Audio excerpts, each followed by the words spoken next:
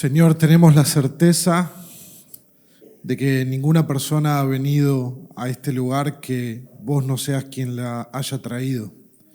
Señor, vos querés que todos puedan escuchar el mensaje de esta mañana, que todos puedan escuchar tu palabra y cómo vos anhelás de que todos vuelvan sus corazones a vos, Señor. Que podamos ver a Cristo una vez más, glorioso, maravilloso, que Cristo pueda verse más como Él es a nuestros ojos, que muchas veces estamos enceguecidos o distraídos por otras cosas, Señor. Te pedimos, Padre, que nos ayudes, Señor, a escuchar, que me ayudes a mí a predicar y que podamos obedecer tu palabra. En el nombre de Jesús. Amén y amén. Si alguna vez leíste o escuchaste los catecismos históricos, normalmente comienzan con la pregunta: ¿cuál es el fin principal del hombre? O sea, ¿por qué existe el hombre? Y la respuesta es: para vivir para la gloria de Dios y disfrutar de Él para siempre. Para la gloria de Dios y de disfrutar de Dios para siempre. Y uno dice amén. Pero probablemente tu última semana no lució cada día pensando en eso. Quizás viniste hoy y hace mucho tiempo que no considerás vivir para la gloria de Dios. O no considerás a Dios como algo que disfrutar. O te has alejado de Dios. O quizás estás buscando vivir para Dios, pero pensás que te falta alguna motivación particular para hacerlo. ¿Qué nos debe motivar para vivir para la gloria de Dios?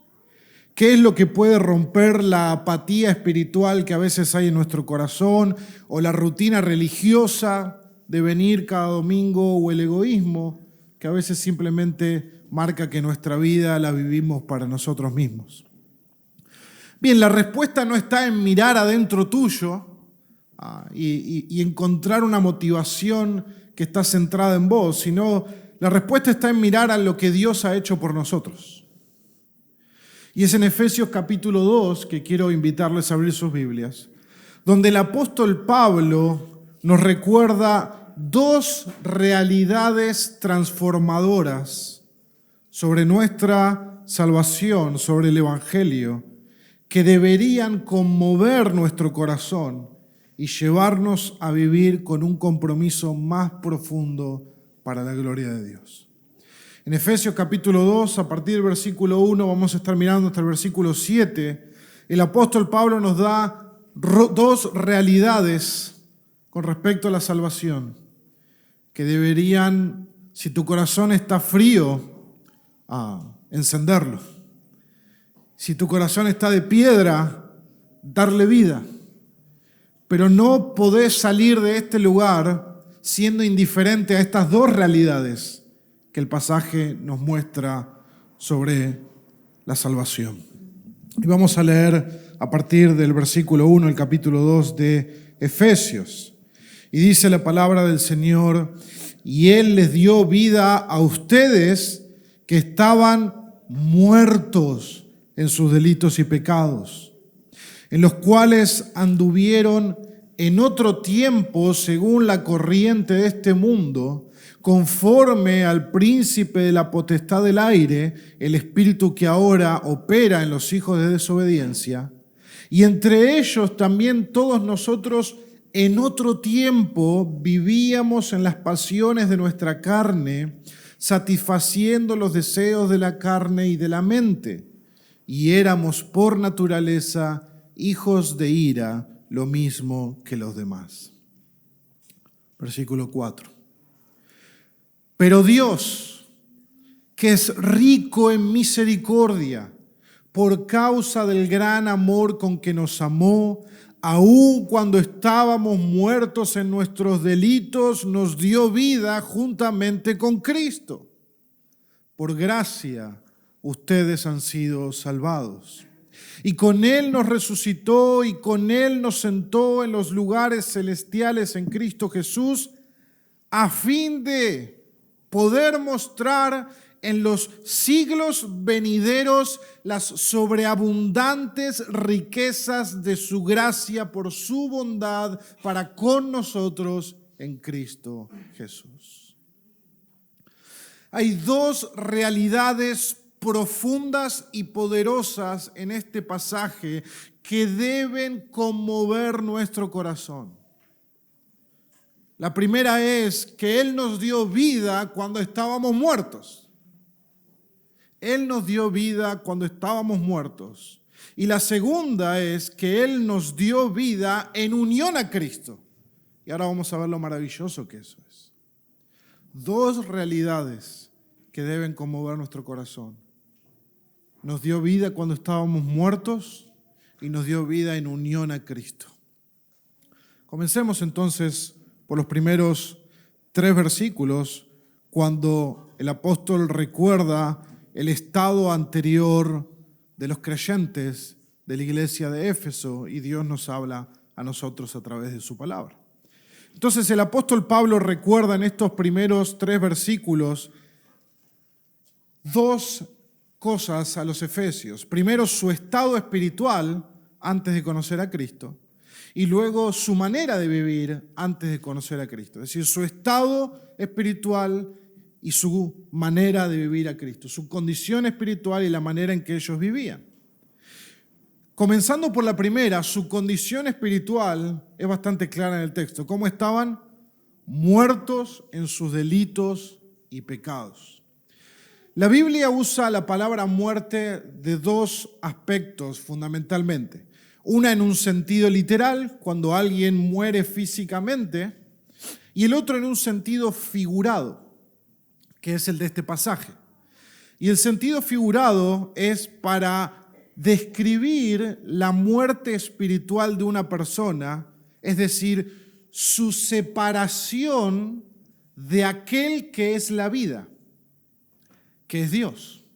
Por lo tanto, esta muerte espiritual, esta separación entre Dios y el individuo, caracteriza la vida de esa persona con una total indiferencia al Dios verdadero, con darle la espalda por completo a Dios, ignorando su existencia y viviendo conforme a mi propia voluntad. Entonces, toda persona que está muerta espiritualmente, separada del Dios que da vida, se caracteriza por ser indiferente a Él, por darle la espalda y por vivir conforme a su propia voluntad, conforme a sus propios deseos, es más, siendo esa persona misma su propio Dios. Pero este estado espiritual de muerte es causado por una manera de vivir. Ahora vamos a ver cómo funciona esto en el pasaje. Ellos están muertos en una esfera que está en la palabra en. Están muertos en sus delitos y pecados. Es a causa de y en esa esfera donde ellos están muertos. A causa de vivir en delitos y pecados, su condición espiritual es de muerte espiritual. Evidencia esa muerte espiritual que todos tienen por naturaleza. La palabra delitos que aparece en este pasaje, y uno puede decir, ¿por qué utiliza delitos y pecados, no directamente pecados? Bueno, eso es a propósito, la palabra es inspirada por Dios y nada de lo que está en nuestras Biblias es pura casualidad. Es una manera de reafirmar un punto utilizando 2 palabras que son temáticamente correspondientes. La palabra delitos en griego es paraptoma, que se puede traducir como un delito, una transgresión, una falta y un pecado, pero que tiene implícita la idea de que se ha transgredido un mandamiento explícito, se ha quebrantado una ley. Es decir, si suena tu celular ahora y todos lo escuchamos, eres un transgresor. ¿Por qué? Porque violaste algo que se pidió explícitamente. Esa es la idea de transgresión. Hay una ley, Yo la quebranto, soy un transgresor de la ley, soy un delincuente, cometo un delito. Entonces la idea de delitos tiene la connotación de que se ha quebrantado una ley, en este caso la ley de Dios. Pero por otro lado, la palabra pecados en griego es amartia, que se traduce mayormente como pecar o fallar. Muchos hemos escuchado, si han estudiado más sobre la palabra pecado, que la definición, la traducción es errar al blanco, desviarse de la dirección correcta, es no cumplir el propósito esperado para algo. Entonces, todos nosotros nos hemos desviado de para aquello que fuimos creados, es decir, para vivir para la gloria de Dios y disfrutar de Él para siempre, y nos hemos desviado en un estado de pecado, en vivir indiferentes a Dios, vivir de otra manera que no sea la voluntad de Dios. El Nuevo Diccionario Bíblico Ilustrado lo explica de esta manera, y cito: en efecto, el pecado no es la mera infracción de la ley, eso era la palabra transgresión, sino el rechazo de la voluntad de Dios, el vivir a espaldas de Dios, la disposición mental que lleva al pecador a hacer su propia voluntad en oposición a la de Dios. De ahí la distinción que se hace entre pecado y transgresión, siendo esto último la infracción de un mandamiento conocido. Fin de la cita.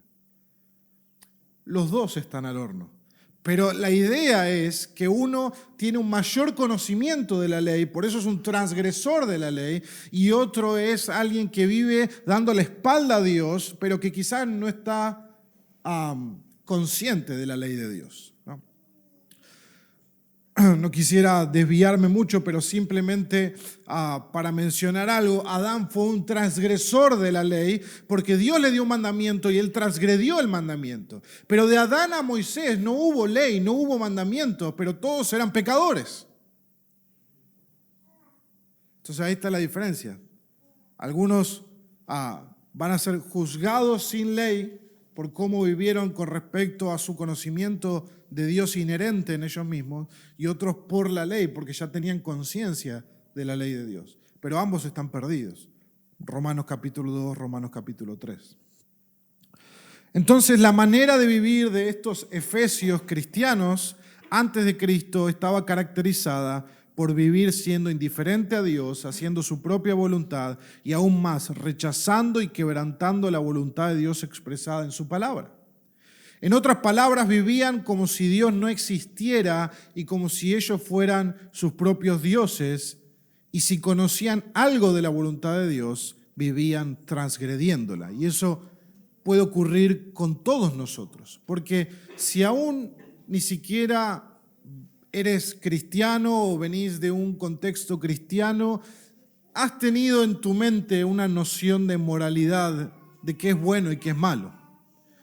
Nadie le enseña a su hijo en el sentido normal de la vida que es bueno robar, que es bueno mentir, que es bueno matar. No, desde pequeños hacemos la diferencia entre lo que es bueno y lo que es malo. Y tenemos un sentido inherente en nosotros de moralidad y justicia que nos dice que ciertas cosas son correctas y ciertas no. Entonces aquel que diga, bueno, pero yo nunca fui a una iglesia y nunca leí la Biblia, ¿por qué entonces me decís que soy pecador? Porque has ido en contra de tu propia conciencia y de lo que vos sabés que es correcto muchas veces en tu vida. Y si no has robado, quizás lo has deseado. Y si no has mentido, igual lo has deseado. Si no has adulterado, igual lo has deseado. Y para Dios el deseo y la acción son tan pecado el uno como el otro. Por lo tanto, nadie tiene ninguna justificación ni excusa delante de Dios. Todos somos pecadores. Todos nos hemos desviado. Todos hemos transgredido. Y Pablo le dice a los creyentes, antes que se desanimen, que esto era en otro tiempo. 2 veces repite en otro tiempo en el pasaje, para marcar el contraste. Esto es antes de Cristo, esto es antes de que Dios les diera vida. De hecho, vale aclarar que en el texto griego, en el versículo 1, no se encuentra la palabra Él les dio vida. En sus Biblias lo van a tener normalmente en itálica, en cursiva. esto es una nota editorial de que eso no se encuentra en el original, sino que se agrega para darle más sentido a la traducción. Es válido, nos sirve, sí, pero es interesante ver que el punto del apóstol Pablo no era llegar todavía a que él nos había dado vida, sino ver cuán muertos estábamos, cuán desesperanzados estábamos, cuán impotentes estábamos antes de que Dios haga algo. Eso es su vieja manera de vivir, no la presente. Quizás a medida que yo fui hablando, vos empezaste a identificar tu vieja manera de vivir, no la presente. Pero si es la presente, también hay un mensaje para vos de esperanza en el Evangelio.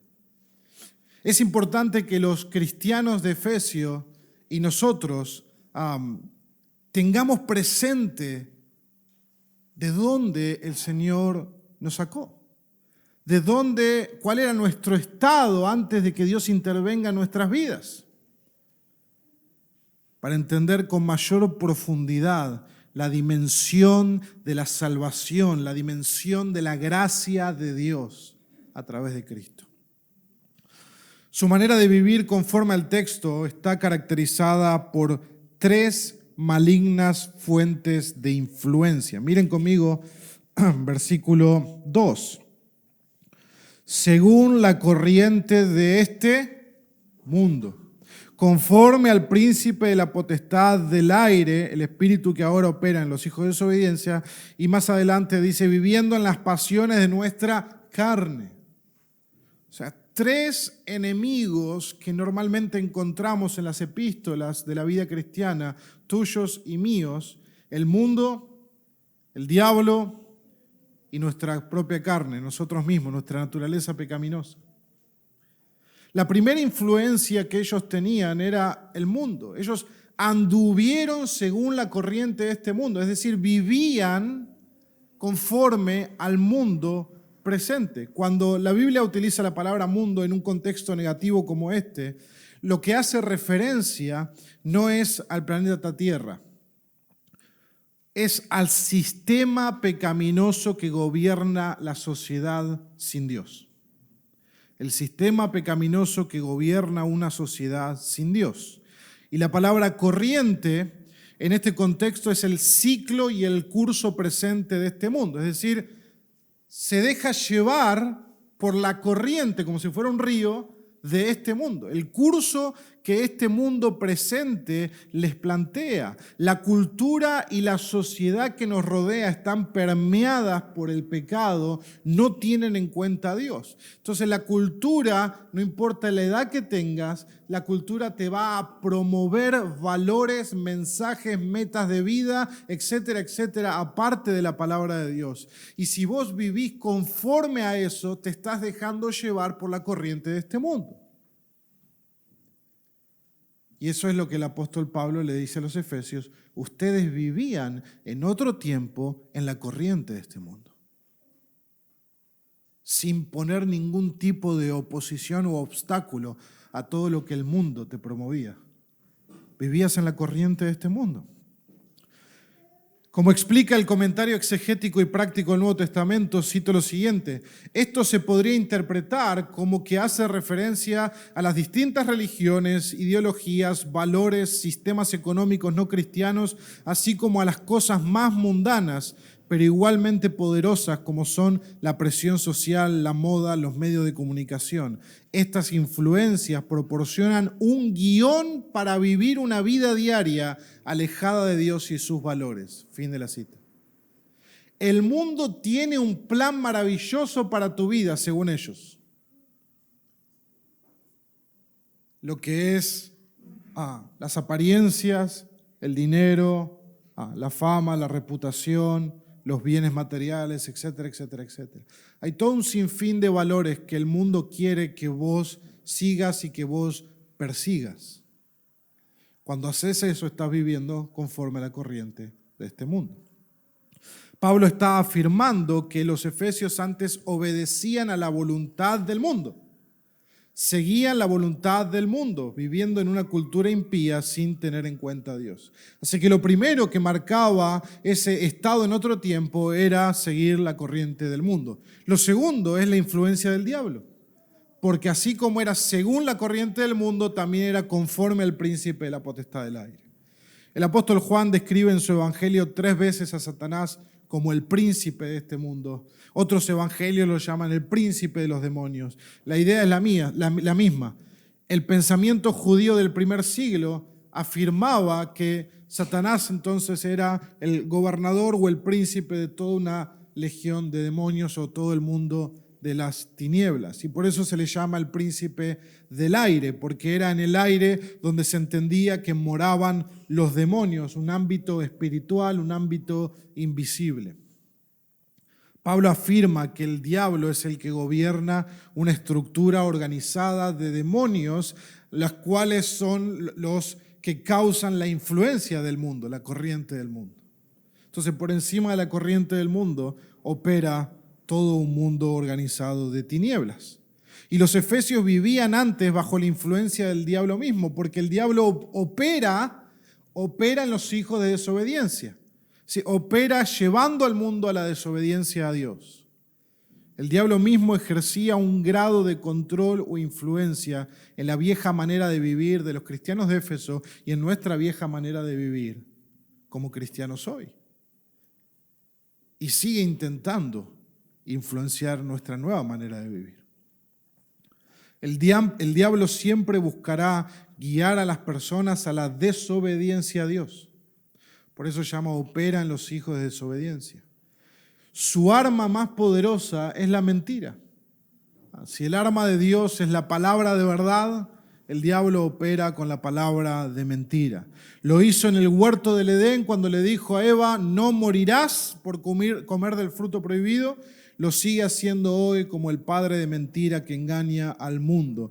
Y de esta manera guía a todos los que están muertos espiritualmente, como el flautista de Hamelin. Mientras la gente del mundo desobedece a Dios pensando que son libres, en realidad están bajo la esclavitud del pecado y la mentira del diablo. Qué increíble. Es como el Salmo 2. Rompamos sus cadenas, seamos libres. No. Desde el huerto del jardín del Edén no existen los libres. Todos han nacido bajo la esclavitud del pecado y obedecen a su pecado, según la corriente de este mundo, conforme al príncipe de la potestad del aire. Y finalmente dice Pablo, incluyéndose ahora, fíjense en el versículo 3, entre ellos, es decir, entre los hijos de desobediencia, también todos nosotros en otro tiempo vivíamos. Pablo dice, no es ustedes, yo también. Vivíamos en las pasiones de nuestra carne. Las pasiones es la manera en que se traducen los deseos pecaminosos de nuestra naturaleza caída. Lo que mueve nuestro corazón, lo que desea nuestro corazón aparte de lo que Dios quiere para nosotros. Es decir, cuando nosotros nacemos muertos espiritualmente, tenemos una inclinación a pecar. Esa es la realidad. Todos nosotros tenemos una inclinación por naturaleza a pecar. Los niños son el mayor ejemplo de esto. Los niños tienen la naturaleza a esconderse, a pecar, a desobedecer. Cuando los nenes hacen algo malo, no los encontrás. ¿Por qué? Porque se escondieron. ¿Y de dónde sacaron eso? Bueno, del Edén. Lo primero que hace Adán cuando peca, se esconde de Dios. Nuestros deseos pecaminosos, ya sea de nuestro cuerpo o de nuestra mente, nos incitan a desobedecer a Dios, dice Pablo. Los obedecíamos en otro tiempo, con gusto y sin dudarlo. Pablo dice, los satisfacíamos, vivíamos conforme a los deseos de nuestra mente y de nuestro cuerpo. Es decir, cualquier deseo pecaminoso que viniera a mi mente, de imaginación, de lo que sea, lo obedecíamos, sin ponerle freno alguno. Cualquier deseo en la carne, ya sea de lujuria, ya sea de gula, ya sea de cualquier otro tipo de pecado como la pereza, los obedecíamos sin poner ningún refreno. pensando que cuando nosotros obedecemos cualquier deseo que surge de nuestro corazón, estamos siendo realmente libres. Y eso es lo que el mundo nos propone. Sigue tu corazón, sé libre. No. Ese es el eslogan de la dictadura del diablo, que te hace pensar que seguir tu corazón es la libertad, cuando en realidad seguir tu corazón es seguir bajo la esclavitud del pecado. Porque éramos por naturaleza hijos de ira, lo mismo que los demás, dice Pablo. Dos cosas que mencionar de esa frase. Primero, pecamos porque nacimos pecadores. Esa es la naturaleza de todo ser humano. Así como el perro no ladra para convertirse en perro, sino porque es perro, el pecador peca porque es su naturaleza pecar. Nosotros pecamos porque es nuestra naturaleza. Y la consecuencia del pecado es estar bajo la ira de Dios. Por eso Pablo dice que éramos hijos de ira. ¿Y qué es la ira de Dios? La ira de Dios es la respuesta de su santidad ante el pecado. La ira de Dios repercute en el juicio y el castigo eterno por los pecados de los hombres. Entonces, la ira de Dios es su respuesta, su santidad, su justicia ante aquellos que quebrantan su ley y que viven lejos de Él. Y algo que a mí me encanta que Pablo añade es, éramos por naturaleza hijos de ira, lo mismo que los demás. No éramos distintos a ningún otro pecador. Todos nosotros estábamos cortados por la misma tijera.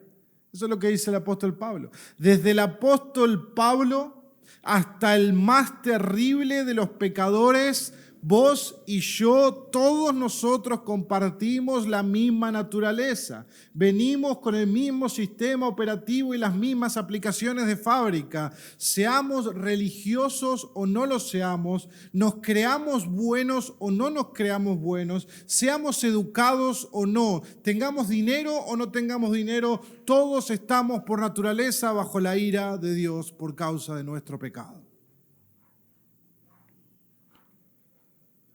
Pablo enseña que estamos espiritualmente muertos por naturaleza. Todos nosotros, separados de Dios, la fuente de la vida. Amábamos el pecado, nos gustaba pecar, obedecíamos a la cultura que nos rodeaba y sus valores pecaminosos e incluso sin saberlo vivíamos bajo el gobierno del diablo en su reino de tinieblas. ¿Y cuál es el destino para alguien que vive de esa manera? Un destino eterno separado de Dios, bajo la ira de Dios, aguardando la muerte y luego el juicio, y en ese juicio ser hallado culpable de pecado, enviado al castigo eterno del infierno, del cual jamás nadie podrá ser librado en ese momento. Nada hay que el ser humano pueda hacer para remediar su condición, porque ni siquiera es plenamente consciente de la misma. No hay absolutamente nada que se pueda hacer. Solamente la expectativa del juicio de Dios. ¿Y por qué Pablo plantea este escenario tan desolador? Porque cuando la oscuridad es profunda, cuando el cuadro es completamente desesperanzador, es donde brilla más la luz de Cristo y su salvación por gracia. De esta manera trágica vivíamos nosotros, aparte de la obra de Cristo en nuestras vidas. Puede incluso ser que en este mismo momento el Espíritu Santo esté redarguyendo algún corazón al escuchar estas palabras, viendo que aún hay áreas de su vida donde estás satisfaciendo tus deseos pecaminosos. O hay áreas de tu vida donde estás viviendo según los valores de este mundo y no la voluntad de Dios. Cuando Pablo enfáticamente dice 2 veces, eso caracterizaba en otro tiempo nuestras vidas.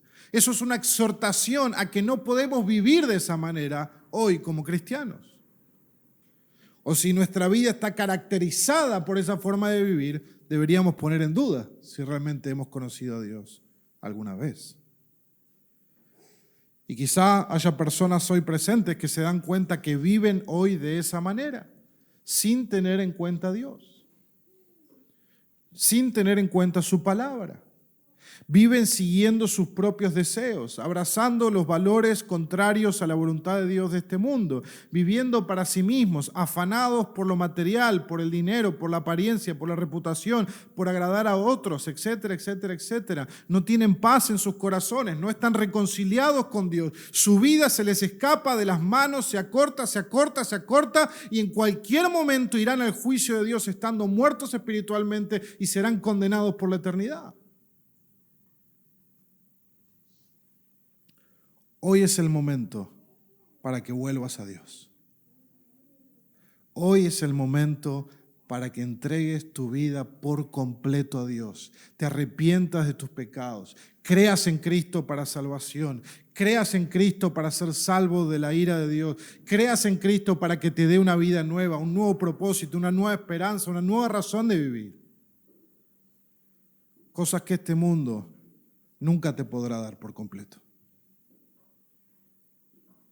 Pero después de ver cuán desesperada era nuestra condición sin Cristo, que eso debería revolver nuestro corazón, el primer punto. Cuán desesperada era nuestra condición sin Cristo. Ahora miremos cómo Dios irrumpió con vida y con gracia en medio de eso. Y ese es nuestro punto número 2, versículo 4 al 7. Pero Dios, Martin Lloyd-Jones predicó estas dos palabras nomás en un sermón. Pero Dios, qué precioso. Dios se hace presente ante nuestra terrible condición. Pero Dios, la palabra pero, si te gusta la gramática, es una cláusula de contraste que contrasta lo anterior con lo siguiente. Ante el escenario de impotencia y de terrible tragedia que el ser humano tiene por naturaleza, hay un pero. ¿Por qué hay un pero? Eso debería quebrantar nuestro corazón. ¿Por qué hay un pero? Dios no nos debe nada. Dios no debe poner un pero a nuestra condición. Dios pudiera dejarnos ir a todos nosotros hacia la condenación. Y Él sería justo, santo, bueno. Pero Dios es un Dios de misericordia, como dice el texto, rico en misericordia por causa del gran amor con que nos amó. Él dijo, pero Dios, que es rico en misericordia por causa del gran amor que nos amó.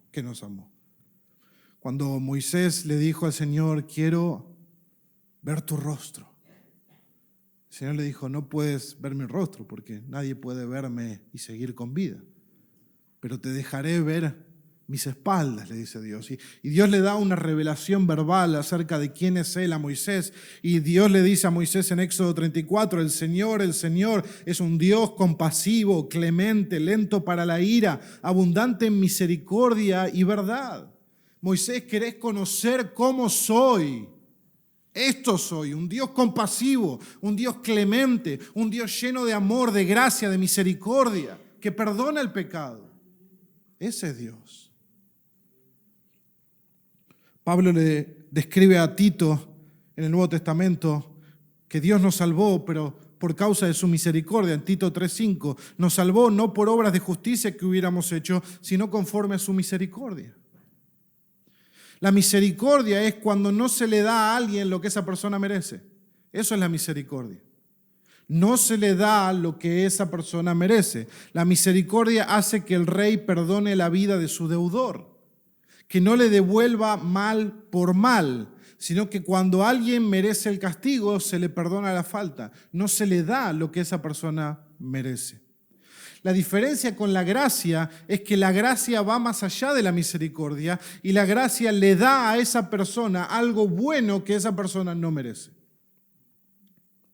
La misericordia no te da lo que mereces, la gracia te da lo que no mereces. Es decir, más allá. Nosotros merecemos la muerte eterna y es la misericordia de Dios que actúa en que no seamos condenados.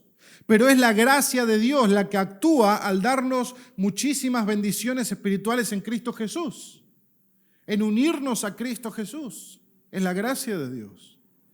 Es como si un ladrón fuera atrapado al robar un almacén y el dueño del almacén, movido a misericordia, no levanta cargos y lo perdona. Pero aún más, imagina que el dueño del almacén lo hace su empleado y le confía la llave de su negocio.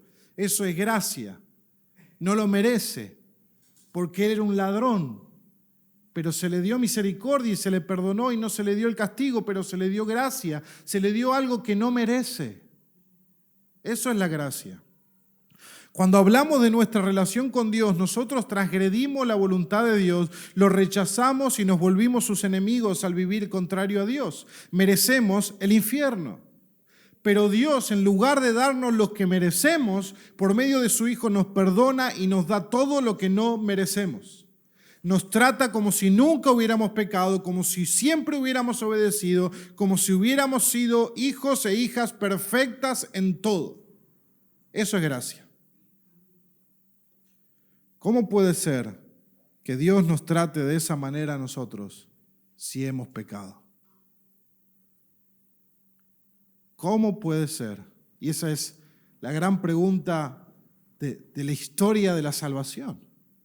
¿Cómo puede ser que Dios perdone, adopte, acepte a pecadores que han faltado contra Él y aún siga siendo justo? Bueno, la respuesta no es un concepto, es una persona. La respuesta es una persona, es Jesucristo. Jesucristo es la respuesta a eso. Jesucristo es el Salvador, el Hijo de Dios. Si no fuera por Jesús, su vida, su muerte y su resurrección, hubiera sido imposible que Dios nos muestre misericordia y gracia y al mismo tiempo fuera perfectamente justo. Porque la justicia de Dios requiere que el culpable sea condenado. Entonces, lo que Dios hizo para perdonar al pecador y seguir siendo justo es que Él mismo asumió el castigo de nuestros pecados y Él mismo tuvo que vivir la vida perfecta en obediencia en nuestro lugar para luego ponernos a nuestra cuenta esa vida. Cuando pensamos en nuestra salvación, si estás en Cristo, lo más maravilloso de nuestra salvación no es el cielo, no son las calles de oro, no son las perlas preciosas. Lo más maravilloso de nuestra salvación es Jesús. Jesús es el centro de esa salvación. Sin Jesús todos estamos completamente perdidos, sin esperanza, impotentes, porque no pudiéramos hacer absolutamente nada. Jesús vivió toda su vida en perfecta obediencia a Dios en todos los aspectos. Una vida que nosotros jamás pudiéramos vivir por causa de nuestra naturaleza pecaminosa. Pero Jesús, como es Dios hecho hombre, concebido por el poder del Espíritu Santo, nació sin pecado ni condenación. Y vivió cumpliendo absolutamente con toda la voluntad de Dios cada uno de los días de su vida, cosa que Adán no pudo hacer, nuestro primer representante. Vivió como el Hijo perfecto de Dios, en los deseos más íntimos de su corazón y en sus acciones más públicas y multitudinarias. Jesús jamás pecó. Jesús jamás pecó. Si Jesús hubiera pecado, Él no pudiera haber salvado a nadie, ni siquiera a Él mismo. Pero la doctrina de la impecabilidad de Cristo es el centro también del Evangelio. Nadie puede ser cristiano si no cree en la doctrina de la impecabilidad de Cristo, es decir, que Cristo nunca pecó.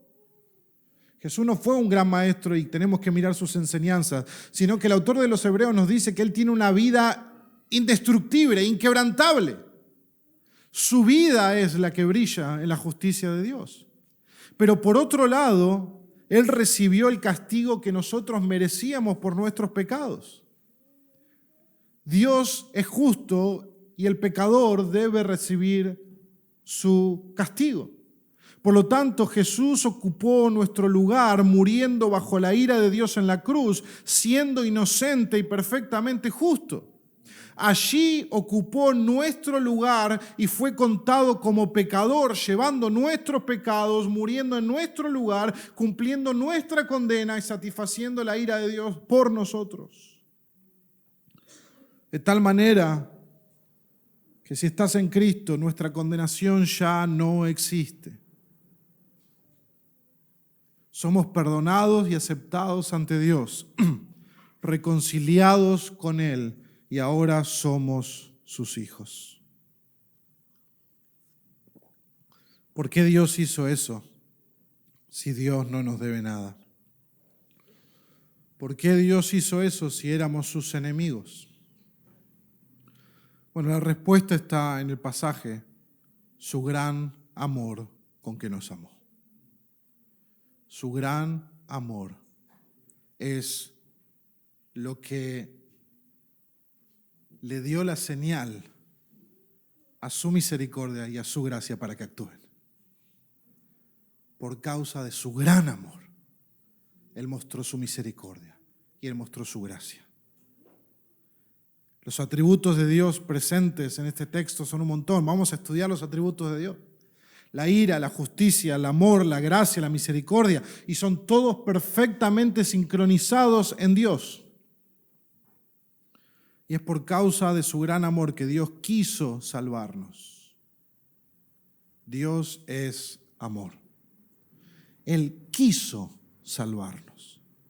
Nosotros no lo obligamos a salvarlos, nosotros no lo forzamos a salvarlos, nosotros no lo recibimos a Él en nosotros, sino que Él quiso salvarnos. Y la manera en que Dios mostró su amor para con nosotros, como dice Romanos 5, es que siendo pecadores, Cristo murió por nosotros. Dios mostró su amor en su misericordia y en su gracia, y todo eso se hace visible solamente por la persona de Jesús y su evangelio. ¿Querés conocer la justicia de Dios? Mirá la cruz. ¿Querés conocer la gracia de Dios? Mirá la cruz. ¿Querés conocer la santidad de Dios? Mirá la cruz. Cualquier atributo de Dios se perfecciona y muestra su clímax en la cruz de Cristo. Él es la máxima revelación de Dios, no solamente en su persona, sino a través de su obra, nos muestra quién es Dios. Estábamos muertos, pero Dios nos dio vida. Eso es el Evangelio. El pero de Dios ante la condenación del hombre, ante la imposibilidad de salvarnos por nuestros propios medios. Dios decidió interrumpir tu camino y mi camino al infierno, poniéndose Él en medio y recibiendo el tiro mortal en su propio corazón. Él mismo recibió la ira que nos aguardaba.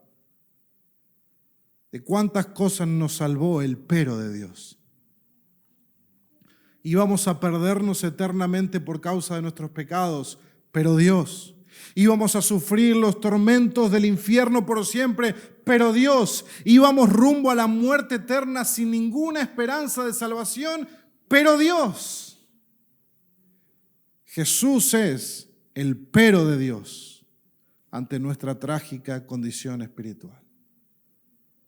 Pero Dios se traduce Jesús. Jesús. Pero Dios, aun cuando estábamos muertos en nuestros delitos, nos dio vida juntamente con Cristo. Por gracia ustedes han sido salvados. Y con Él nos resucitó y con Él nos sentó en los lugares celestiales en Cristo Jesús. Es Jesús y solo Jesús el autor de nuestra salvación. No somos salvos porque nosotros aceptamos a Dios. Somos salvos por Jesús. Y porque Jesús nos salvó y es el autor de nuestra salvación. Y porque por medio de su Espíritu Santo Dios rompió nuestra incredulidad en el corazón y nos hizo contemplar la gloria de Cristo. 2 Corintios 4. En el capítulo 1 que leímos en la lectura pública, Pablo describió el poder que levantó a Jesús de entre los muertos y lo sentó a la diestra en los lugares celestiales, hablando del mundo espiritual, hablando de sentado al lado del trono de Dios Padre. Pero ahora cuando Pablo habla de nuestra salvación, nos une a Cristo. Vemos la doctrina de la unión espiritual con Cristo, de tal manera que cuando Cristo fue levantado de entre los muertos, a nosotros se nos dio vida juntamente con Él. Hay una unión espiritual maravillosa y es un misterio entre los cristianos y Cristo. Esa es nuestra salvación, nuestra unión a Jesús. Cuando Jesús muere en la cruz, la palabra nos dice que nosotros morimos con Él, nuestra vieja naturaleza, nuestra vida de pecado, que cuando Él resucita de la tumba, nosotros resucitamos con Él a una nueva vida. Eso ejemplifica el bautismo, ¿verdad? Y que así como Cristo es exaltado y sentado en lugares celestiales, así nosotros también en nuestra unión con Cristo estamos sentados en lugares celestiales juntamente con Él, solo que de momento estamos transitando una vida terrenal. Pero donde Cristo está, nosotros también estaremos. Esa es nuestra esperanza. Nuestra salvación radica fundamentalmente en nuestra unión espiritual e indivisible con Cristo. Pablo lo explica al decir que se nos dio vida juntamente con Cristo. Subraye, marque, con Cristo, que resucitamos con Él y que con Él se nos sentó en lugares celestiales en Cristo Jesús. Bueno, ahí cambia. Unidos a Él para siempre, estamos con Cristo, unidos con Él para siempre, en su muerte, en su resurrección, en su exaltación, eternamente. Pero también se nos dice que estamos en Cristo, es decir, escondidos en Él, vivimos en Él, existimos en Él y tenemos todas las bendiciones espirituales que le pertenecen a Él como el perfecto Hijo de Dios. No solamente estamos con Él, de tal manera que donde Él esté, nosotros estaremos, sino que estamos en Él y cuando el Padre nos mira, ve a su Hijo.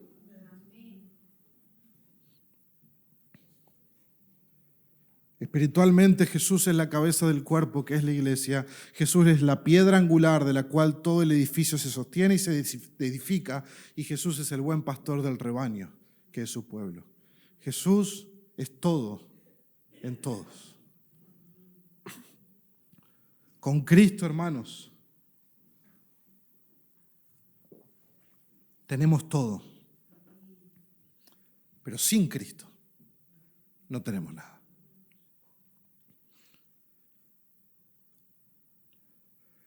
No importa absolutamente nada en tu vida, ni cuántas posesiones materiales tengas, ni cuánto dinero tengas en tu cuenta de banco, ni cuán exitoso sos en tu carrera, ni cuán buen trabajo tenés, ni cuán preciosa familia tenés, ni cuán bueno te comportás. No importa absolutamente nada en tu vida. La única pregunta que importa es si tienes a Cristo o no.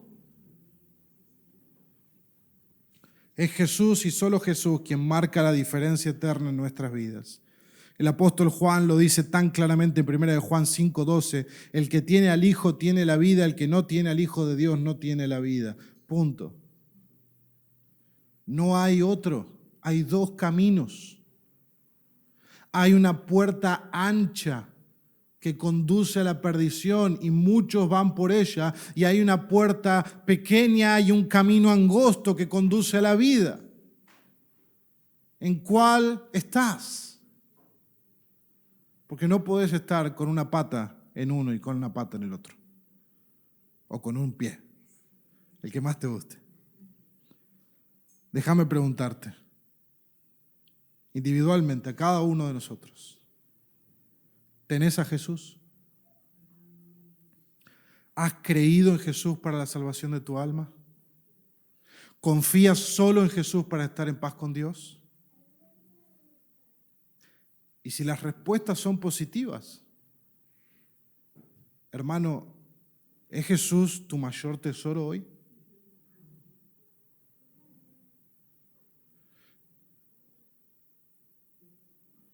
Quizás no. Pero eso no significa que no estás en Cristo, porque somos salvos por gracia y no por obras. Pero si Jesús no es tu mayor tesoro hoy, debemos pedirle al Padre que Él cambie eso en nuestros corazones. Debemos arrepentirnos. Debemos identificar con qué nos estamos distrayendo en nuestra vida. Debemos identificar para qué estamos viviendo. ¿Es tu unión con Cristo lo que marca el rumbo de tu vida y el propósito por el cual vives? Fíjate lo que Pablo dijo. Saber que estamos sentados en Cristo en lugares celestiales, ¿de qué manera cambia la forma en que miras tu día a día hoy? Si estás en Cristo, entonces tenés que estar aguardando el momento en que esa última parte se cumpla. Y tenés que estar acomodando tu vida entera a ese momento. Si alguien viera tu vida, ¿diría que esa es tu esperanza? Estas verdades deben romper nuestro corazón.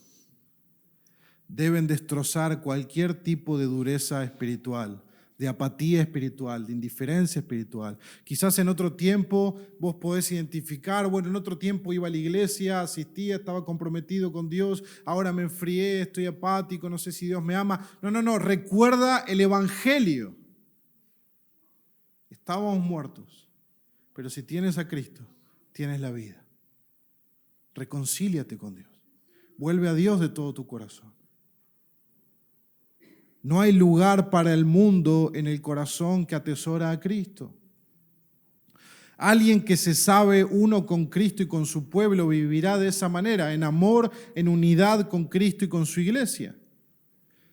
Quizás tus pecados te han entristecido esta semana. Quizás tu relación con Jesús no es la que te gustaría que fuese y tus anhelos no están tan centrados en Dios como quisieras. Pero déjame recordarte algo que este pasaje nos dice ahí al pasar entre dos paréntesis. Por gracia ustedes han sido salvados. Es el amor de Jesús que no depende de cómo fue mi última semana. El amor de Jesús no depende si yo fallé o no fallé esta semana, si pude leer la Biblia como quisiera, si pude orar como quisiera o si mis deseos en mi corazón se han enfriado por Él. Es por gracia que hemos sido salvados y es por gracia que somos hijos de Dios, no porque lo merezcamos, no porque alcanzamos un grado de conducta piadosa donde merecemos que Él nos ame. No, nunca vamos a merecer su amor. Nunca vamos a merecer la gracia, porque la gracia y el mérito no caminan juntos. Que no es lo mismo que decir que la gracia y el esfuerzo no caminan juntos. La gracia y el esfuerzo son muy buenos amigos. Esfuérzate en la gracia. Pero el mérito y la gracia están en dos veredas distintas. Porque si es por méritos, es por obras. Y no vamos a llegar ahí, por eso vamos hasta el 7, pero el 8 al 10 habla de eso.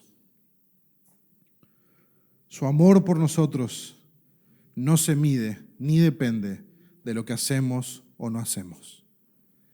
Mis faltas son muchas, su gracia es mayor. Mi amor es débil, su gracia es mayor. Mi fe flaquea, su gracia es mayor. Debemos aferrarnos a la gracia de Dios en Cristo Jesús. Hemos pecado, confesemos nuestros pecados y aceptemos su perdón por gracia. Nos sentimos con un corazón frío, meditemos en su gracia por nosotros para que nuestro corazón sea avivado.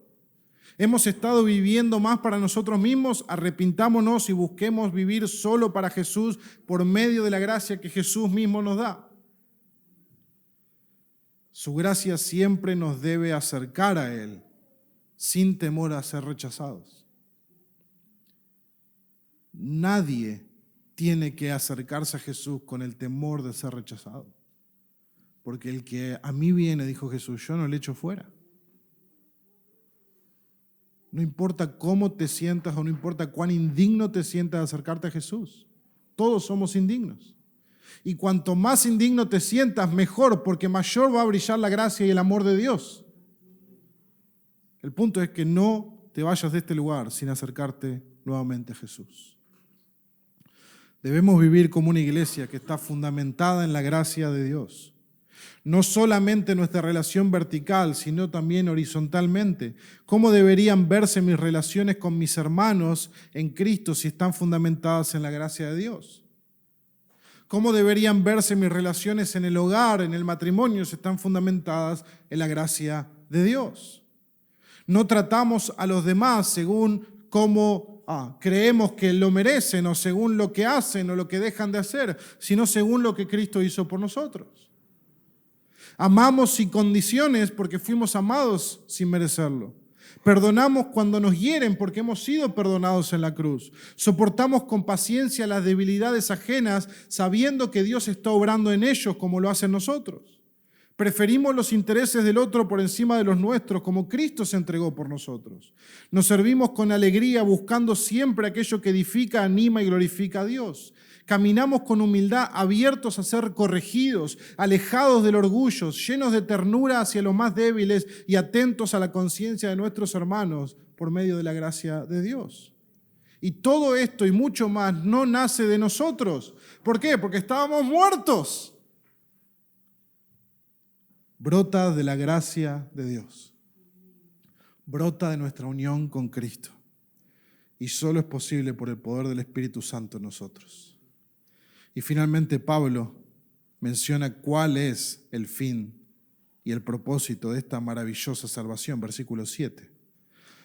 A fin de poder mostrar en los siglos venideros las sobreabundantes riquezas de su gracia por su bondad para con nosotros en Cristo Jesús. Dios quiere que por toda la eternidad, cada vez que se nos vea a cada uno de nosotros, imagínate ahí en la eternidad, Esther caminando, y de repente los querubines se acercan a mirar a Esther. Que cada uno, cuando estamos eternamente, se nos mire y se pueda ver la gracia de Dios en Cristo. Que seamos vitrinas, ejemplos vivos de la gracia del Creador del universo, ha mostrado con sus enemigos, dando su vida por ellos, transformándolos en hijos amados por gracia. Los ángeles no mueren. Los ángeles han estado desde el principio de la creación observando todas las cosas. Y según las Escrituras, se nos dice que los ángeles anhelan mirar todo esto. ¿Cómo puede ser que estos eran sus enemigos y ahora han heredado el cielo? ¡Pum! Esa es la gracia de Dios. Eso es lo que Dios está intentando, lo que Dios está haciendo, que por la eternidad seamos un testimonio de la gracia superabundante de Dios.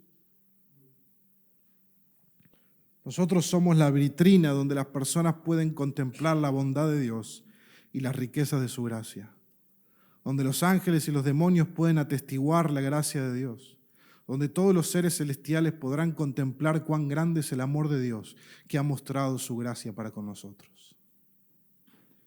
Hermanos, tenemos la oportunidad de mostrar al mundo lo que es vivir nuestras vidas fundados en la gracia de Dios. Hemos visto dos grandes realidades sobre la salvación que deben impulsarnos a vivir más para la gloria de Dios. Si has venido sin Cristo, estas verdades, estas dos realidades te tienen que hacer venir a Cristo. Arrepiéntete de tus pecados, confía en Cristo, ven a Cristo, vive para Él. Y si estás en Cristo, que estas dos verdades vuelvan a encender el amor en tu corazón. Que no te quede otra cosa en tu vida que no sea vivir para Él, para su gloria. Primero, Dios nos dio vida cuando estábamos muertos, perdidos, sin esperanza. Y segundo, Dios nos dio vida en unión con Cristo, nos resucitó con Él, nos sentó con Él en lugares celestiales. Y todo esto lo hizo por pura gracia, por el gran amor con que nos amó. Así que hoy mismo, decidamos en nuestros corazones vivir para la gloria de Dios. Oremos al Señor pidiéndole que nuestro corazón sea conmovido por el amor de Cristo y que el pecado pierda su atractivo en nuestra vida.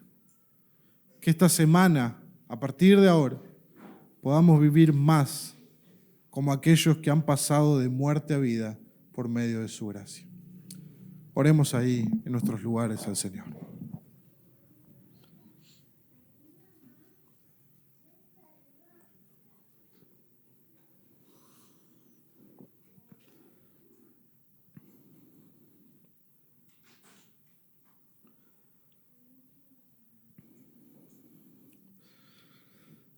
Señor, solamente tu Espíritu puede traer tu palabra a nuestros corazones.